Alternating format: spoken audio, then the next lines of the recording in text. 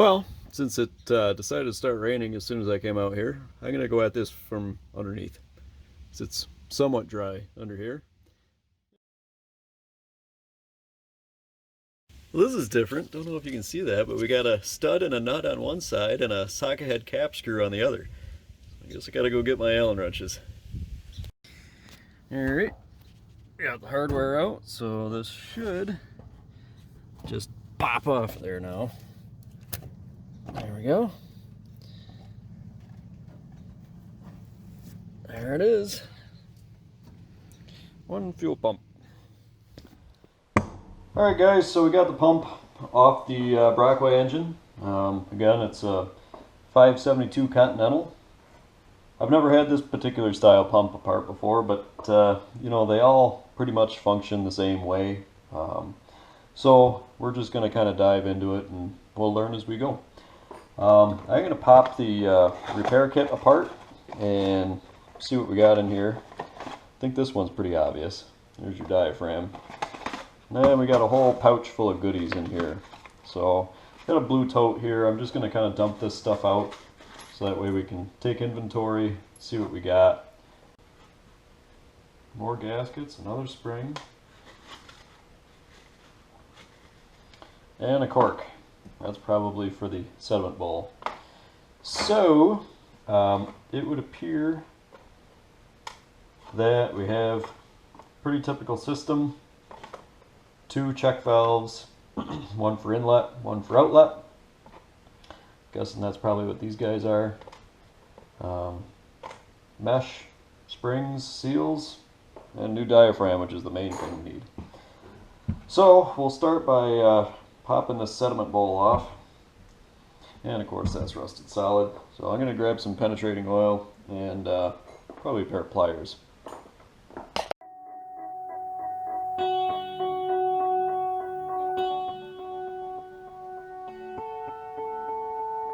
Yum.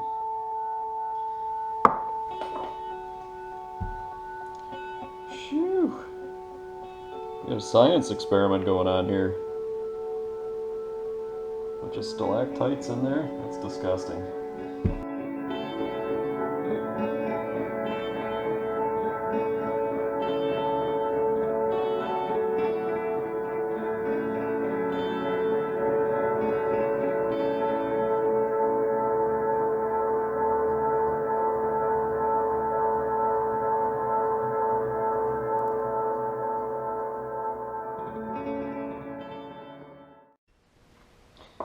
Alright, so after studying this for quite a while, in order to get this out, and I don't know if this pump kit is going to work for this. This pump looks like it's a cross between 2 pumps that there's kits available for.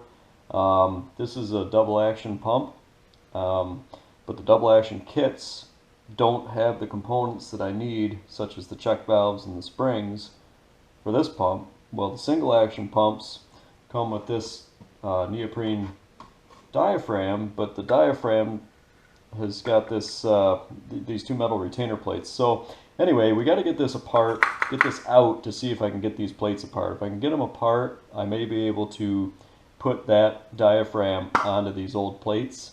If not, I'm going to have to call the supplier and see if they've got something else that'll work for this. But in order to get this out, we have to take the actuator arm out, and after scrubbing a whole ton of crud off, it appears that someone has either leaded or soldered these the axle for this in place. That's highly inconvenient, so we're going to have to spend some time here with, I don't know, a hammer and a chisel or something and try to chip this out. I guess we could try to melt it out, but I don't really want to do that. Alright guys, so I was in touch with the fuel pump rebuild kit people and sent them a bunch of pictures of what I had, and he told me that basically kind of what it appears is that someone has built a half-breed pump where they took the older upper portion that would have been what came on the truck originally and merged it with a newer upgraded lower portion off a later truck, and that's why it has this diaphragm in it. He says that he does not have this style diaphragm where the shaft is actually part of the diaphragm, but he said that the diaphragm itself, the rubber, is exactly the same. So he said what I can do and what they've done before in the past is to grind or machine or use any other means of material removal to get this peened over portion end off the shaft, and then you can pop this apart. And he said if you can leave enough of it on there, they've had success with actually threading it and putting a nut on there to put the assembly back together again. And he says if you can't, then you can always put it in the lathe and drill it and tap it with a small screw and hold it together with a screw. But that's going to be our attempt at this point. So my first attempt is going to be with the die grinder here. It appears that this is peened over onto this thin portion here, so I'm going to try to see if I can take that thin portion off of the die grinder.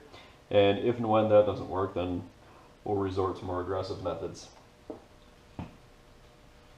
Or perhaps just torturously doing it by hand with a file. So let's see how this goes. Alright guys, so it's about that time, reassembly time, and I can't even begin to tell you how many hours I've been out here with wire brushes and files and picks and scrapers and trying to get all of the components for this pump cleaned up. It should be somewhat evident by this absolutely massive pile of sand and dirt and debris that's on my paper towel and on the workbench and, well, pretty much everywhere. But looks promising. Had a buddy at work drill and tap that center post for a small cap screw and washer. So we've got the diaphragm back together. I'll show you that in a minute. Before we get to putting this thing together, we want to do a pretty major reconnaissance here. The last thing we want is to contaminate all these freshly cleaned parts. So we'll get the workbench cleaned up and get a nice fresh surface to reassemble on and go from there. Alright, so I ran out of paper towels, of course, so we improvised with a paper bag. This here is the diaphragm solution that I was talking about. So you can see before where I was filing that peen surface off. We drilled and tapped the shaft and got a small cap screw in there with a lock washer. It's nice and snug, so hopefully that stays put. This is nice and snug. Everything looks good. This protrudes from the surface of this lip about 230 thousandths of an inch. It's proud of this lip. And on the bottom surface here, well, the top surface, we have a recess for that that's about 260 thousandths. So basically what we've concluded is, worst case scenario, if this plate here bottoms out on this surface, that bolt that we put in there still cannot touch that surface in there, unless of course it backs out. So this pump should run fine, just like that, with any luck. So we'll start putting her together and hopefully see if this thing moves some fuel.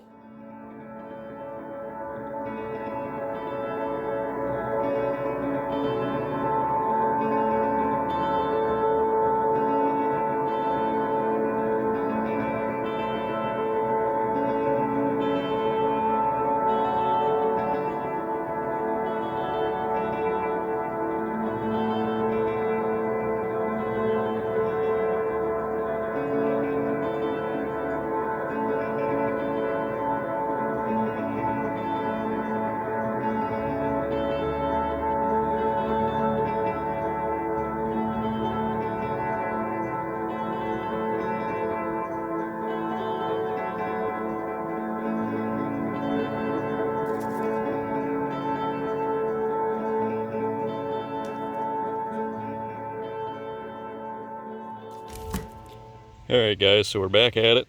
Got a whole bunch of steel hose that we're going to use for fuel line. Have you guys priced rubber fuel line lately?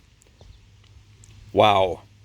it was literally like a quarter the price to hard line it in steel as it would have been to do it in rubber, which is just ridiculous. So I got a couple fittings for the pump. We're going to do this a little bit temporarily at this point because I was unable to find the flare fitting that I needed for this locally. So for now we're going to splice with rubber and then hard line the rest.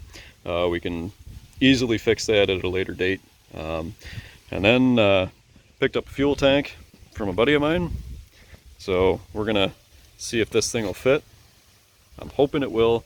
It kind of appears that the tanks are 21 inches, which is a really bizarre size, but it's hard to get a good measurement on it. This tank's 22, so hopefully it fits in these saddles. This tank that's in here is obviously very, very wrong, and somebody had pieces of wood shoved in the back of it to hold it tight. They're obviously all rotted out. There's one piece of it laying in the driveway here. So we're gonna get this thing on out of here and attempt to get one of these straps off, and then see if that aluminum tank will fit into the saddles. Hopefully we can get a semi-legitimate fuel system all plumbed up here and see if we can get this thing to run and drive. Got a little fun tip for you. If you've got long threads that are absolutely caked in paint, just some cheap carb cleaner. Keep hosing the threads down with carb cleaner. It'll soften the paint that's on there. It's practically paint stripper in a can, and the combination of the carb cleaner and the soft paint will actually help lubricate the threads while you're backing the nut off, and they'll come right off. It works pretty slick. So just a fun tip for the day. So let's grab this aluminum tank and see if this thing will stuff in here. Well guys, we're just having a real frustrating day here. The tank is a little bit big, so looks like 21 was in fact the correct measurement. Trying to find a 21-inch tank is probably going to be difficult, so I don't know yet whether I'm going to make some extensions for these straps temporarily to use this tank until I can find one. I don't know. I haven't decided yet. I don't like that one in there with wedges. It just seems unsafe. I'd rather have, you know, one that's a little bit oversized and just make it work for a little bit. So not sure yet what I'm going to do about that, and cannot find the fittings for the fuel pump. So what we're going to do, which you might not like, is we're just going to put some barb fittings in there for now, and we're going to use some 5/16 fuel injection hose as sleeves, and we'll basically, you know, sleeve a couple inches on each barb and then hard line it from there up to the carburetor, and then probably end up running this off a jerry can for a little bit. Would really like to hear it run, you know, on its own heart here. So we're gonna keep driving towards that, because, you know, you got to have some sense of victory. So let's get this thing mounted up and see if we can plumb some fuel lines and at least have her make a little noise.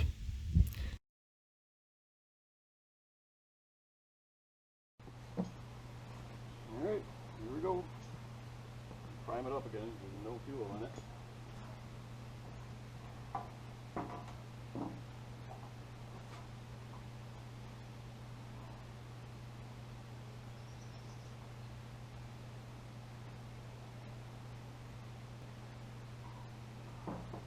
Get a bunch from the carburetor vent, fill the bowl up a little bit.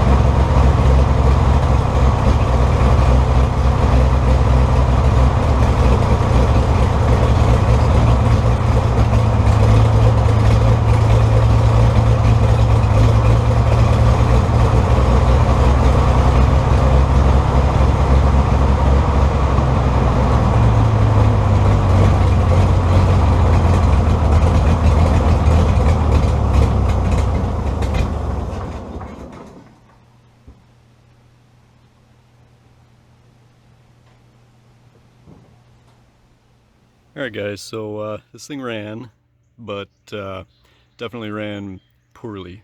So I don't think we can procrastinate pulling the carb off anymore. We'll get this thing pulled off and tear it apart, clean it all up, and see what kind of horrendous grunge we got going on inside there.